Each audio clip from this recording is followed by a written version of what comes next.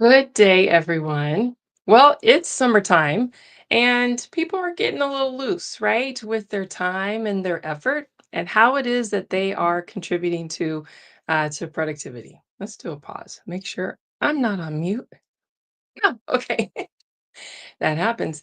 Well, or is this really the case, or is this really just kind of an outdated ideology, right? Are we not just playing by a rule book of assuming that just because the weather gets nice, all of a sudden people lose their effort towards the work that they're doing? Well, summer freedom is actually a culture test, right? By your team. And if we defer to chaos and assume disloyalty, then because of our team starts to feel that value a little differently, right? This is a time where your team actually is either consciously or subconsciously testing to see what does the flexibility look like for the organization, for the team, as their leader. So you got to use this time to provide clarity and to extend that autonomy to your team. Now, this is done differently across the generations, or what every generation requires in this space is going to look a little differently. So today we'll talk about how it is that you can start to apply some of that. Well, and when we start to lend that flexibility, that autonomy towards our team, start to lean into the things that they need, this is how we start to help our teams to flourish, how they start to develop and build themselves professionally within your organization and within their careers. So, good day, everyone. I am Christina Green, your generational translator in the workplace. And today we are talking about balancing PTO, productivity, and peace within your team during these summer months, right? So, summertime can be an incredibly stressful time on leaders, balancing all of the PTO, the demands for time away, right? And if we do this wrong, it can lead to a flood of resignations right after the end of the performance year, right? Or quiet quitting, which we talked about last week, and also to derailed performance. People could just simply stop being invested in doing the work, even work that they love, if they're not feeling taken care of, right, during these summer months. So this can also to be a time where our team grows, where they grow the most, where we have an opportunity to pour into them to start to build or continue to build that rapport, right? And so that way then we can finish strong together. So let's talk about this a little bit more today. Listen, flexibility is not a perk. It's actually currency, right? It's currency that buys us retention and loyalty. Where when we invest in our teams, what's important to them, what is valuable to them, how they measure value and or recognition, acknowledgement, how do they measure them being perceived as valuable in that space in your organization within your team, this is what they're going to use to determine whether or not whether or not they're going to stay. Do they feel that they can grow there? We've got to stop treating flexibility like it's a bonus, right? Like it's something that is earned instead of something that people actually have a right to. Because flexibility is not just about in time away, right? It's also to a flexibility in the work that they receive, how they execute the work, how it is that they collaborate with others. Not everybody works the same. In today's workforce is simply everyone is demanding it, or it's becoming more increasingly demanded in the requirements for by employees of their employers, right? As to how it is that they are creating a flexibility within that space. And this is not just about remote work either. But most teams are not planning for the summer, and they end up burning out, and their team ends up becoming resentful because we've not put the extra time into understanding how do you lean into the season with making sure that people actually feel supported and they feel that they can step away in a way that is free for them to do so, right? We are relying on the good vibes, right? If people are like, oh no, everything seems to be moving just fine. No, people may just not be speaking up or saying anything about it, right? Or there's this coverage roulette where People are calling out and if you're managing day-to-day operations, you have to figure out coverage. So that ends up falling typically on those who've been there longest, right? And then you end up burning out one staff or a group of staff more than the other simply because there's this perception of favoritism. Okay? So just so we can make it through, just so we can continue to be in survival mode and we have to move out of that, right? Planning allows us to it gives us space to be able to create the flexibility, have open conversations and communications with our team about what flexibility looks like for everyone on the team. How do you build for it, plan for it, so that way then the summer doesn't derail all of your productivity. So this is where trust can start to erode within your team, right? And your productivity will not only suffer, it'll likely tank. So let's talk a little bit about why this happens. Now, during the summer, um, these things start to throw us off a bit simply because you've got a series of things, right? And here are just a few to mention. You have something called PTO stacking, where you've got people who've typically been with the company for an extended period of time. They have accumulated enough PTO, right? Pay time off, where they stack it and decide to use it during the summer months. Now, I mean, you can't blame them, right? I would want most of my days to be when the sun is shining. I can go to the beach, or I can, be outdoors and doing things that don't require because I prefer warmer weather as opposed to colder weather, right? So this is also to knowing some of your team, right? What do they prefer to do? So this is that hoarding of hours, if you will, to really maximize their time. And there's nothing wrong with this, right? Except for when it starts to impact the rest of the team. Some of those things I was mentioning earlier, with people having to cover one another last minute, that the last minute, the unreliability of people who continue to call in sick and those who have to continue to cover for them. Or if, as their leader, you are having to do this, you are having to step into that position of covering for them, filling in the roles that or the role that they were supposed to do, simply because we've not planned for the fact that, in fact, some people really do require to have some time off and they're going to take it one way or the other. Now, that's a performance issue, that's a leadership issue, actually, a management issue that you have to address separately. So, that's not specifically what we're talking here, but that's really just maximizing the amount of hours that they have to spend away. Now, next, well, this last minute coverage, as I mentioned, right? So this starts to breed that resentment on your team, especially when it's recurring, especially when it's recurring within certain teams, within certain individuals, right? People start to make assumptions. I can hear people listening to this now saying, oh, yeah, right. Like Gen Z is always calling in sick, right? Never dedicated or loyal to their job. That's not necessarily the case. That might be your experience that you may be having, but there's always another lens to be able to extend there. I am technically Xennial, but Gen X, right? And I have seen that certainly across other generations, right? It all has to do with whether or not people are bought into the work that they're doing. Do they feel invested? Do they feel like a contributor on your team? And if so, then people are going to approach this time off from a different perspective, right? And then, so if you're allowing this behavior as the leader, please know, trust, and believe you are receiving the side eye, whether or not it is quiet or loud. You are getting a side eye from your team, essentially, who are being impacted by this. They're feeling that this resembles favoritism, right? You're allowing them to have a longer leash than you would perhaps maybe others. All right. Mental checkouts, right? So why do these summer blues continue to happen, right? Another reason is these mental checkouts, right? Is burnout is felt greatest when there's this fear of missing out, right? The FOMO, if you will, when that is high. When y- you know, when you're use as an example, if you are meeting with some people on your team and they're talking about wanting to do this big trip with a group of friend of their and theirs, going someplace really cool that seems really awesome.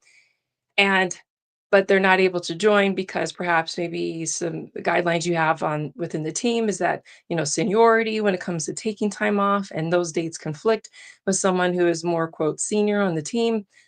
All of these things need to kind of be considered into how it is that you are planning for the summertime off. Because if they are missing something that is really important to them, best believe, even if they're there, there's a very big chance that they're not hitting the productivity that you would probably hope for. They're not going to show up their best because their mind is going to be someplace else. And that's not to speak badly about them. That's just to call it like it is. They are distracted because there was something that they really wanted to do that they're not able to, and they're feeling that this job is the constraint, right? This job is what is preventing them from actually doing it.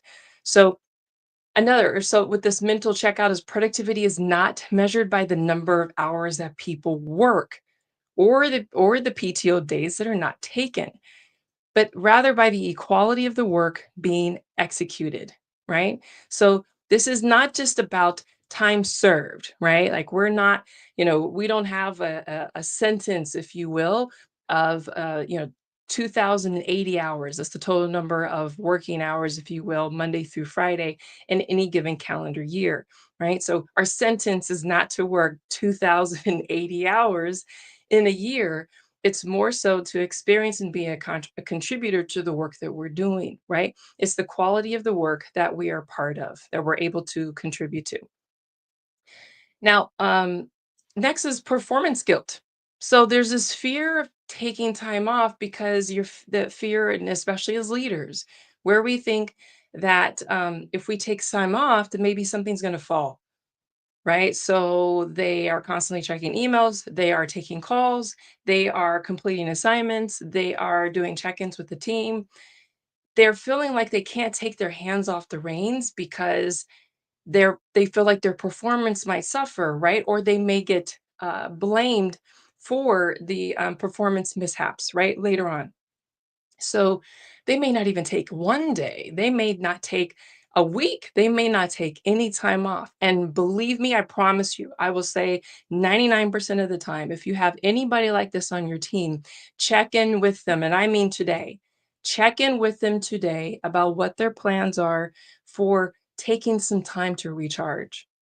And they'll likely say, "Oh, I'm fine. Oh, I'm fine. I don't need to. Like I can power through this. I can push through this." This is language that's telling you that they are likely burning out, but they do not feel safe to actually communicate that with you. They don't feel safe that that's the environment that you've created for them, that's not going to be like a saloon door that's just going to hit them right back as soon as they go out of it, right? So lean in to understand a bit more about that on your team.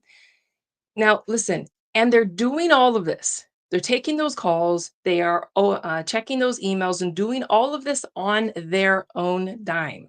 Okay. The definition of PTO that I'll say I've loosely defined is that it's the employee paying themselves to be off, to be away from work, right?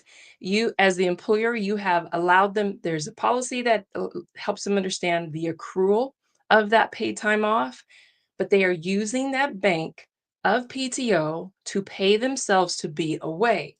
And if they are still working, then that is not a good environment. That tells you the type of environment, the type of culture that you have, either as their leader within their team, within your organization, right? It could be at many different levels, but your team is not feeling safe with actually being able to step away. And the tolerance of this behavior is a sign of a potential leadership gap.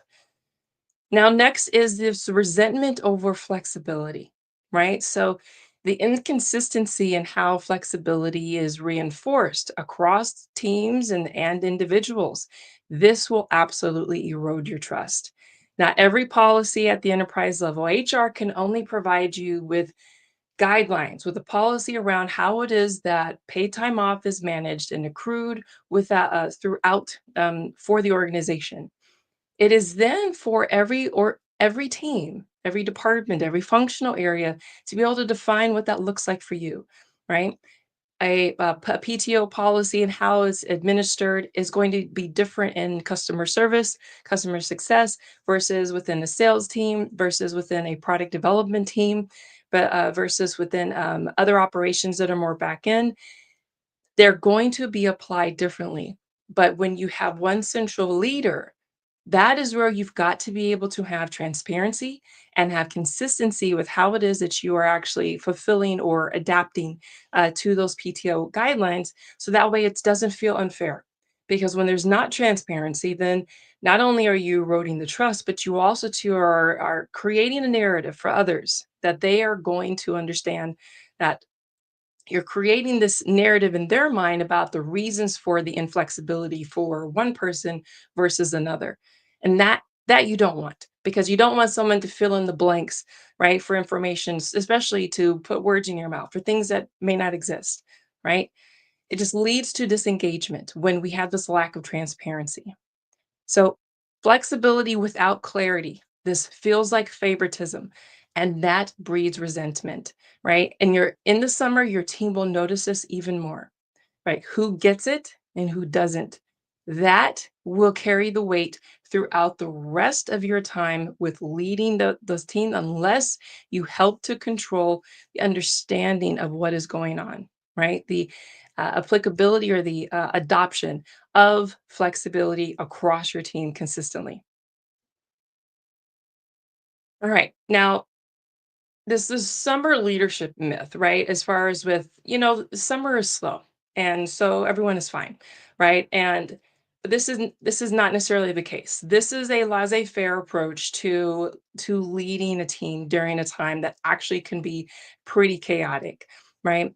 Where if we're not taking responsibility for the fact that we have got to own how it is that our teams are stepping into and perceiving the use of flexibility within the summer months. Summer is not the time to be relaxed in how it is that we are applying this flexibility. In fact, we have to be proactive in how it is that we lean in.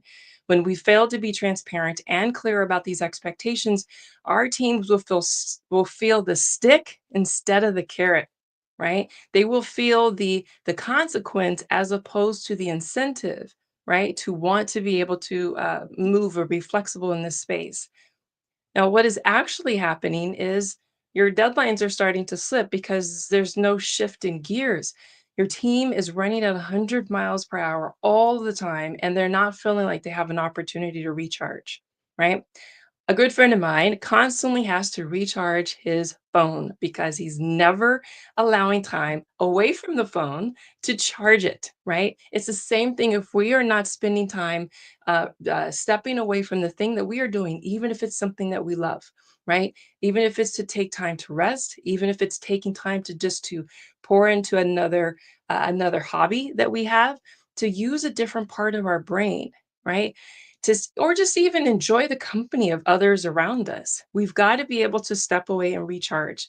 And if your team is not feeling like they have the opportunity to unplug, so they can plug into a sense of light, a sense of energy to recharge, they're going to feel like they're running at 100% all the time, and that is going to lead to burnout. Right? That resentment and the burnout they're creating this wedge between your teams, between the individuals on your teams, because there's little to no time to recharge. And the quality and the effort, they all take a hit. But a battered team is not going to say and they're not going to say anything. They're just going to start to shut down, and they're going to wear that burnout silently, right? Summer doesn't have to be a downshift to a slow walk. I'm not saying that we move from running running a sprint to literally just moving as at a snail's pace. That's not what this is. But when we plan for the time that we've got to be able to downshift, that is how we can start to front load or load the effort that is necessary appropriately across the duration that we have to execute anything that we're doing. Now, I want you to think about this. What is one myth that you need to revisit or revise about leading your team in the summer months, right? So think about some of those assumptions, right? If everyone is doing just fine, or so and so never takes time off, ever, so it's not a big deal. Or this other person always seems to, be right on top of their PTO. As soon as they accrue it, they take it, right? That is speaking to an imbalance. And you've got to lean in to understand a little bit more about what's going on. Okay. All right. Now, I think me, I've been that employee who has answered emails poolside during my family vacations, right? I've responded to those texts from my boss during dinner, and I've been that leader who's also took calls on family road trips. I told my team to call me if they ever needed me. This is kind of codependent behavior. Yes, it is.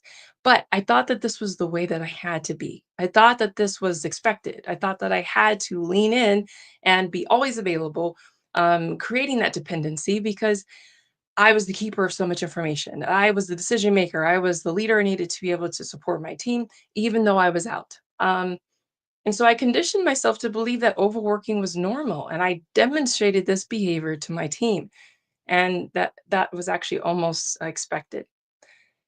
I thought I was doing the right thing and by keeping things running and staying visible and never missing a beat.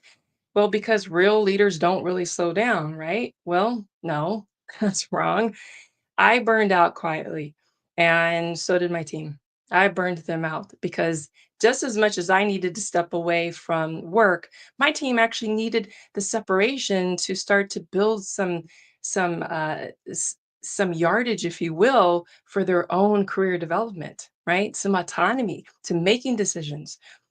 I since learned, and of course now when I take time off, and I learned later on in my career when I take time off, I would assign decision making at different levels to people while I was gone and gave a level of authority, if you will, to everyone before I left to say, you can own everything within this, and I would say, seek counsel from this person, should you need that. And I did that at every level. Everything that required something else, either just like the top tier, then of course they went to my leader, right?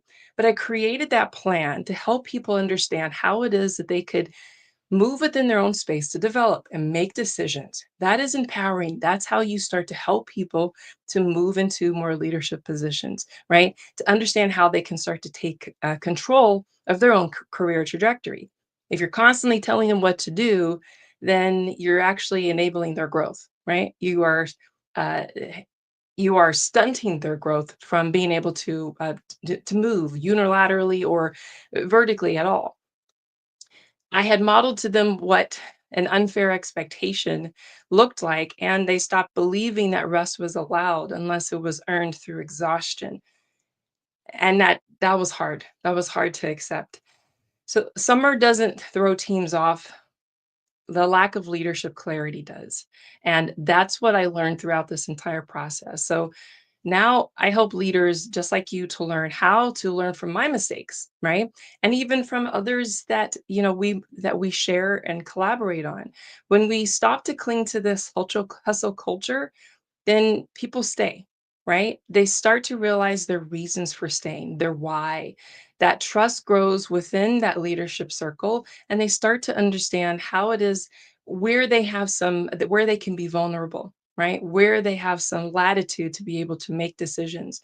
And summer equals momentum and not a meltdown. That's how we get to where we need to be is by raising expectations for what it is that we desire for ourselves and for our teams.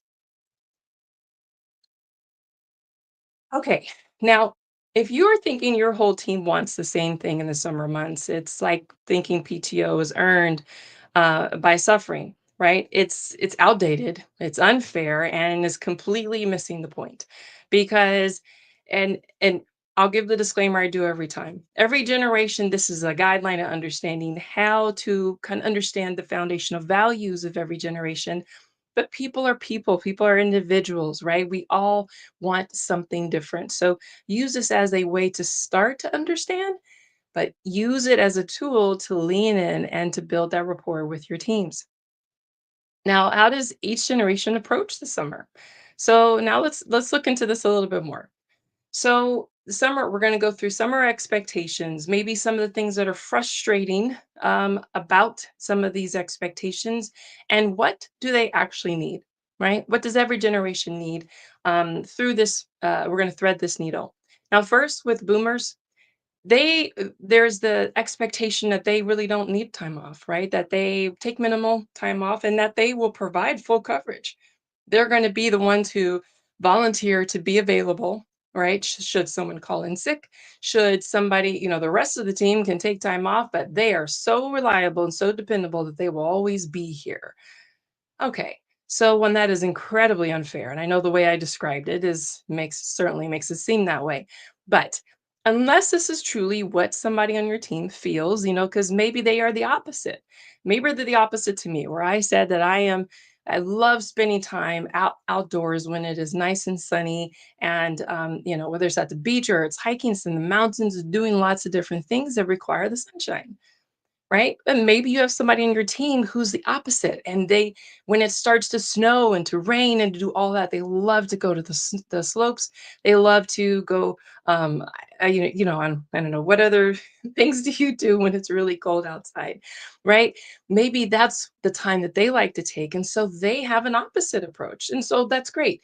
But this isn't necessarily applicable to all boomers. That doesn't mean that they don't want to enjoy sunshine, right? Or time off during the summer months, right? And so maybe they don't take the time off because they feel like they could be replaced, right? They may feel like they're going to get left out because if they actually take time away, then that means that maybe there's a reassignment of some of the work that they do.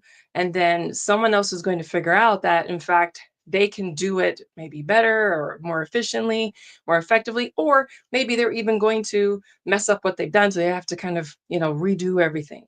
So these are some of the thoughts that are going into whether or not they should take time off, is because all of these things are helping them to make some of those determinations, right? What they actually need is respect for the consistency, right? Or the respect for the effort, the contribution that they're bringing, and a feeling of, of safety, right? And clarity that nothing's going to happen. Their work is not going to change. It's not going to be taken away from them, right? That just because they're taking time off does not mean that now all of a sudden they're leaving the keys to their kingdom and someone else is going to come in and hijack their work. Okay, they need to feel that stability and that security. Now, moving on to Gen X, right? The expectations that this is earned flexibility. They have been doing this role. They've been, in their career for quite some time. Um, and that they've earned the right to request flexibility, right? That this is in fact some ways kind of an expectation, right? And their PTO privacy. They want to be left alone if they're going to take this time off, and two, this is no one else's business as to whether or not they have time to take, right? That they don't necessarily want that level of recognition as to how much they're stacking, or there's other reasons that people are stacking PTO as well. But some of the frustrations is that they feel like they are expected to cover for everyone, right? That they are much like the boomers, that they're feeling like they have to always be so reliable, so dependable. This is a hallmark to the Gen X generation, right? Where it's like we're highly resilient. We get things done, and we're dependable, but also to get absolutely no no recognition, right?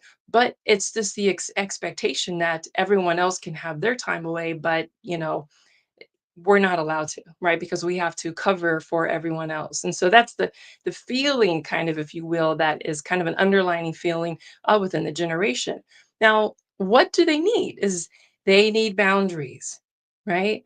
They, as much as you may talk to any Gen X person, and they all may complain about how newer generations are trying to enforce boundaries, they absolutely will benefit from them, especially in the workplace, right? With having boundaries around how it is that they are managed, for if they take the time off, that even as a leader, you reinforce boundaries for them, right? If they are somebody who has a hard time staying away from their email, staying away from their work, manage the rest of your team to not engage with them when they are out, right? So They need that to help them actually to be able to take the time away to recharge, right? And to build that trust that this is not happening in a vacuum because they're not being punished because they've taken time off, but because we that there's this development of trust, right? That you trust that they have taken care of what they need to in order to be able to take the time off, right? To step away and completely disconnect. And that the rest of the work is not going to fall simply because they didn't execute, right? They didn't, meet their deliverables, right? Their deadlines. Okay. Now next let's get on to the Zennials. The expectations is that there would be some type of work life flow, right? That they would be able to move kind of with between work and life in a way that is not going to derail anything, either one of them, right? Work or life. That they can have this asynchronous freedom this ability to be able to have the flexibility within the work and how it is that they're doing this work within with of course within guidelines, right?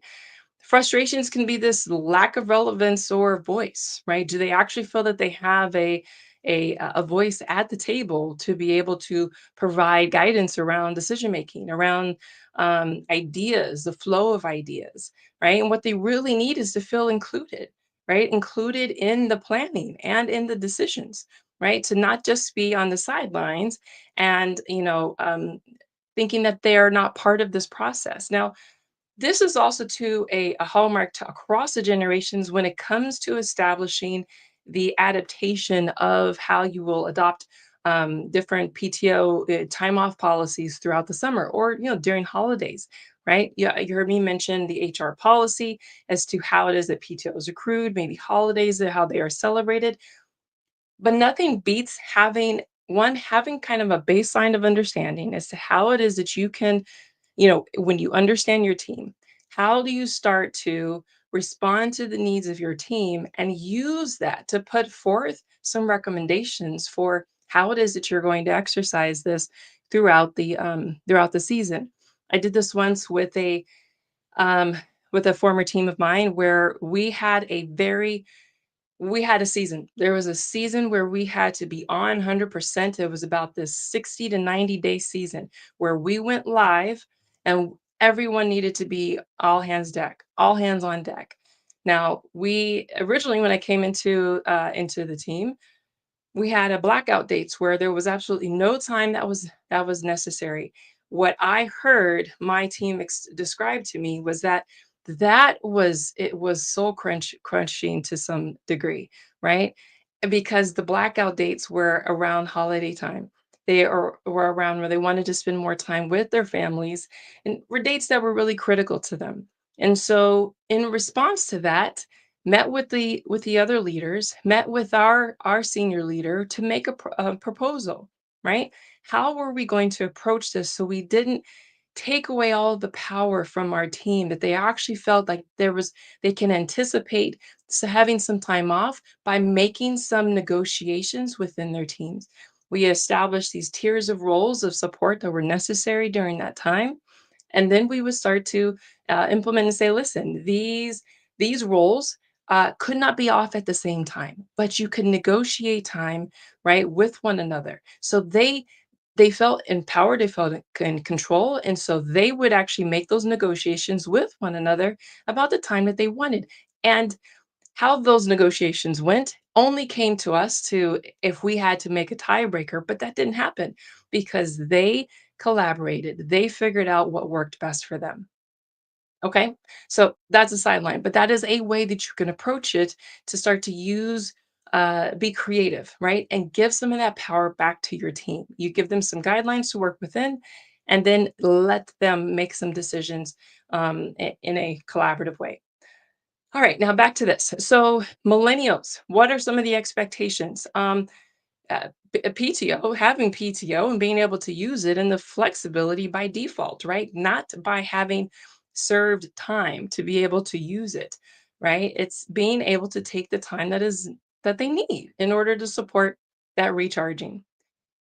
And also to not have to necessarily provide some convincing reason as to or selling why it is that they need time off.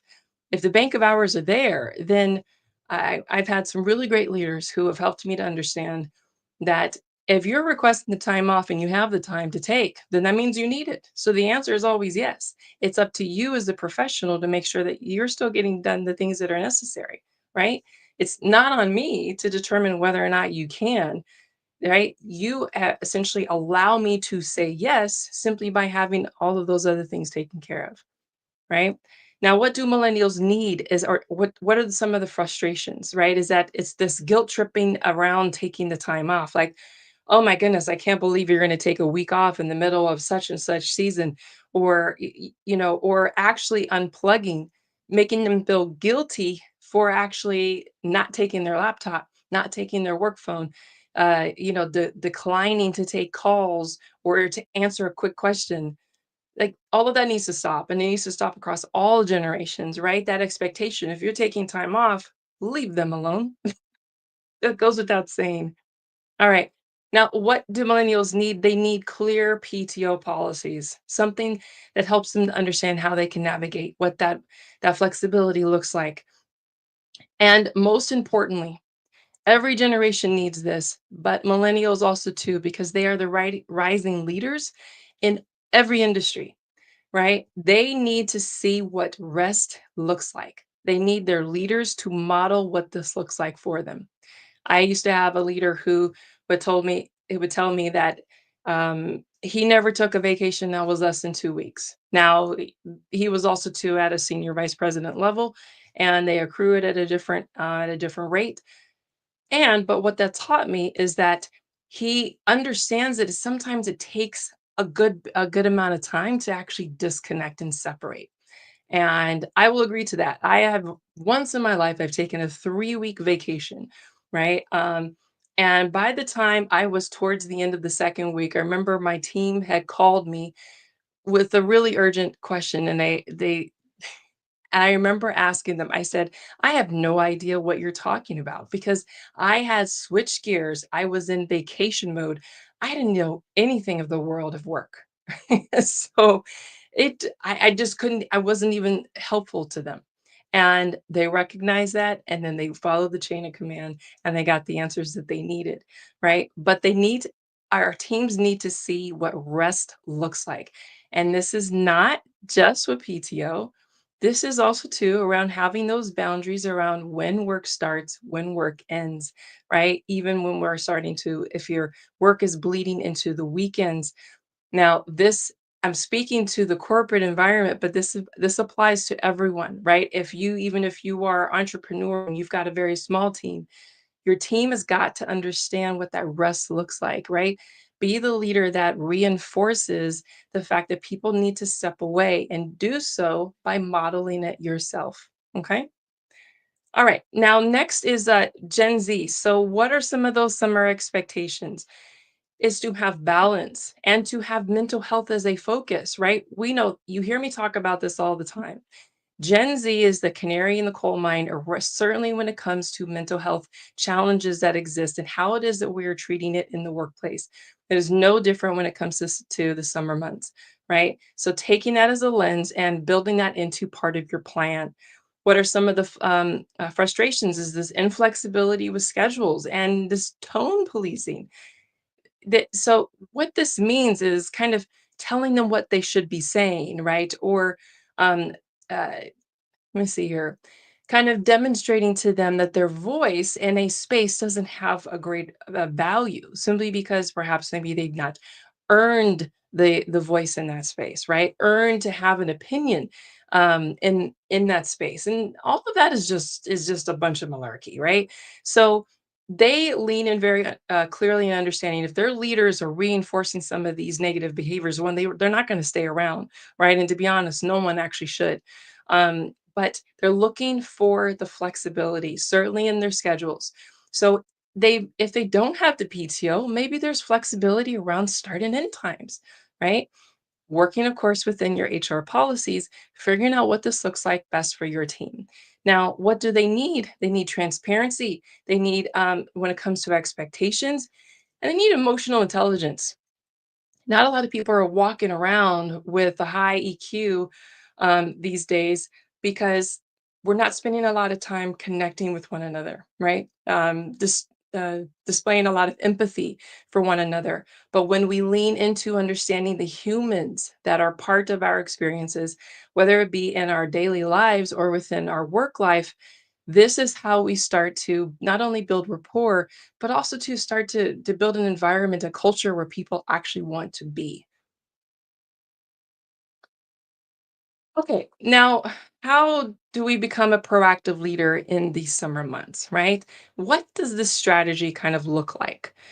Well, it's around setting expectations early, right? So we are already in the summer, but still, now is not too late. And you can start learning from what is going on this summer to start to apply to even to the holiday period, right?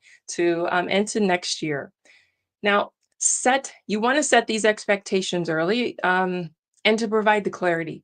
Answer the questions that you know your team is going to have because or you can't anticipate everything, but some of this you can start to develop a framework, a foundation where you start and then get some feedback directly from your teams to say how can we improve upon this.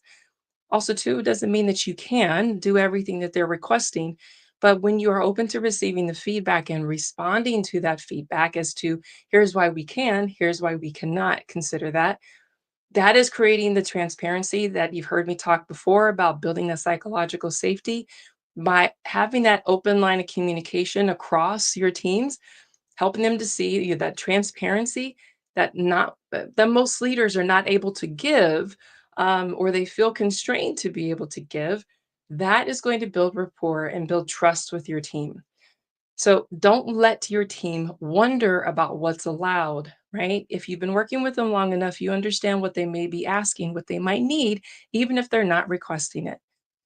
All right, next is to normalize this PTO without guilt, right? Don't make people feel bad, for asking for time off. Make them go through this long drawn out process for approvals that, require layers of approval. Now, I'm talking to everyone on this one. If there's a enterprise HR policy that requires approvals that have to go up multiple levels, good grief, right? Then what's the point of allowing people to accrue PTO if you're going to make it so difficult for them to spend it? It's like giving somebody a gift card uh when they take it to the store, they have to call ahead first to make sure that they are going to be able to use it before going, right? It impacts the experience. So don't make people feel guilty for taking time off, right? Time off does not equal disloyalty.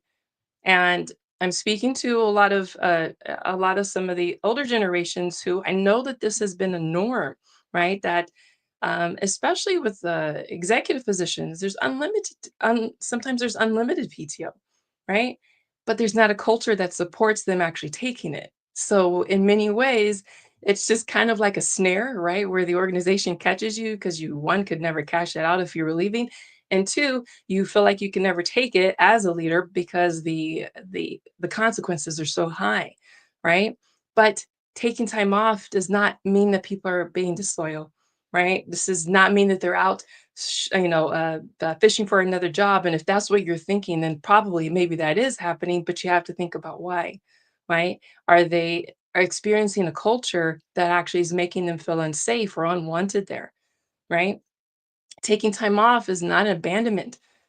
They're not choosing to be some other place simply because they do not like you. They don't want to be around you. Like this, let's not take this personal, right?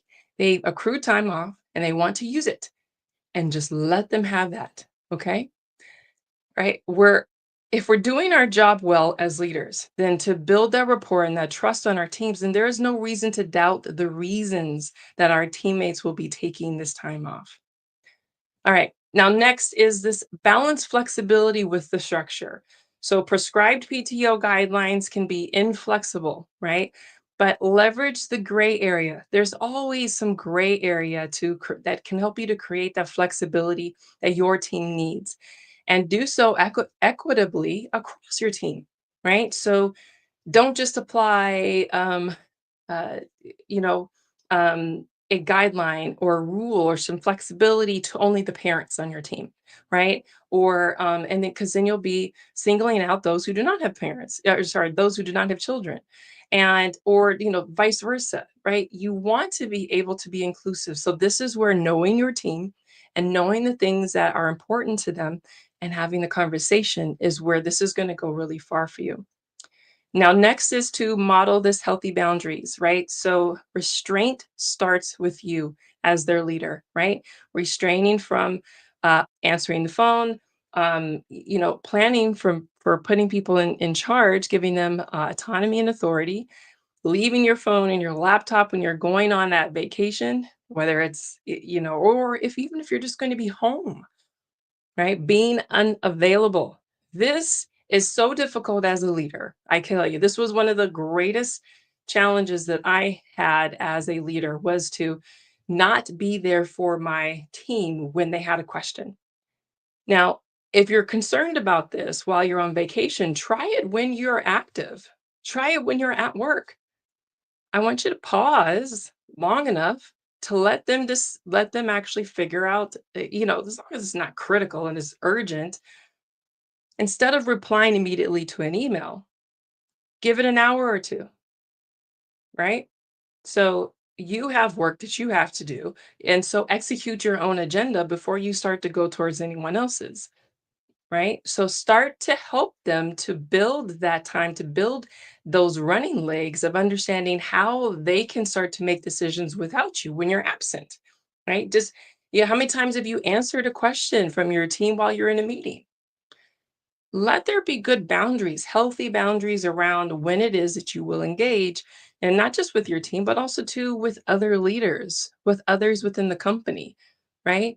Start to delay your turnaround time and how it is that you are allowing others to access you, right? Trust your team, put out of office replies and send people to the right areas. All right. Now, lastly, is to tailor your communication, right? Not everyone is going to respond to the same sentiments, right?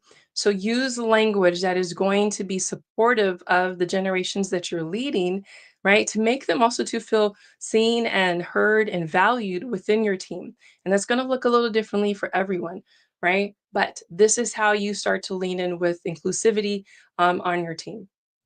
Now, so here's another question for you. What is one strategy that you can apply today with your multi-generational team this summer? Just one thing, even if you're considering some of the strategies I've covered here today or others. I'd love to hear them. If you've got ideas, put them in the comments. I want to know what you have done, what has worked before, and what you're considering or what you have a question about, right? A particular strategy that you are thinking to try. Okay. So when we get it right, right? Of course, we know all of these things exist, right? People feel they feel that they're in a culture of trust. They tend to stay. Your retention rates are higher, right? This smoother transition when you come back and even with you when you leave. Flexibility is only powerful when we pair this with clarity, right? And the summer doesn't have to be the slump. It doesn't have to be a loss of productivity unless you let it. Now, leading with intentionality now will only set you up for a successful third quarter. Because leadership success is knowing you don't have to choose between performance and peace because they both matter. So be the champion leader for that cause, for your people, the champion for your team. That ROI may be immeasurable, but is absolutely invaluable. All right. Now, what's one summer pattern that needs to refresh or needs a refresh on your team? Right? Is it just the establishment or the reinforcement of boundaries? Right, that I've been talking a lot about today. Is it about kind of ditching or really leaning in to identify this burnout cycle so that way people are not resigning in mass droves, right? Is this leading conversations that don't feel forced, right? That you actually feel like you're building rapport and have a good relationship with your team, right? Whatever it might be, even navigating these generational blind spots because how every generation is going to kind of interact and engage differently on your team. And so if these are some of the challenges that you are trying to figure out how to solve, right? Then use the QR code on the screen and let's start figuring out what this game plan can look like for you. This is work that I do every day. It's work that I love. Is getting people to communicate, getting people to understand how it is that when we prioritize one another in the workplace, right? When we prioritize the collaboration, the humans that are part of the roles that are so critical to our business, this is how we start to achieve the goals that we have, not only for our teams, but for the organization. Okay, now pause for a moment before you give your intern a laptop, right? And say, figure it out, right? Or pass them an initiative, right? And say, not an initiative, but a task and say, here, just go do this. Because next week we're going to be coming, I'm coming for your intern strategy because during the summer months is when we start to lean into when interns start to flood into various companies, right? Um, because just giving your intern a laptop and is not considered onboarding, right? I know we may think it is, but it's not, right? Especially if you want to be able to develop a pathway, right? A funnel to bringing in some of those interns into the organization. Okay. And if you're thinking that interns are only good for fetching your coffee or making copies, and listen, we have so much more to talk about. It's not only misguided, it's really outdated. And I'm sure none of you are thinking that. But next week, we're going to be talking about real onboarding, right? What does this look like for interns? What does this mean to establish real trust with your interns? And why Gen Z, because they're going to be the majority of the interns that are coming in, they're not going to be sidelined. They're not coming in there to fetch your coffee and to make your copies. Sure, that can be part of the scope of the work that they're doing. But listen, if that is the primary thing that you think that they're there to learn, you, please tell me you will go viral very fast with them. So meet me here, same time, same place next week. And we're going to talk about how to turn your interns into confident team contributors, how to make them part of the team. You're not going to want to miss it. All right. Well, that is all for today. Thank you so much for your time and attention. Once again, I'm Christina Green, your generational translator in the workplace, and I look forward to connecting with you. Until next time, take care. I'll see you soon.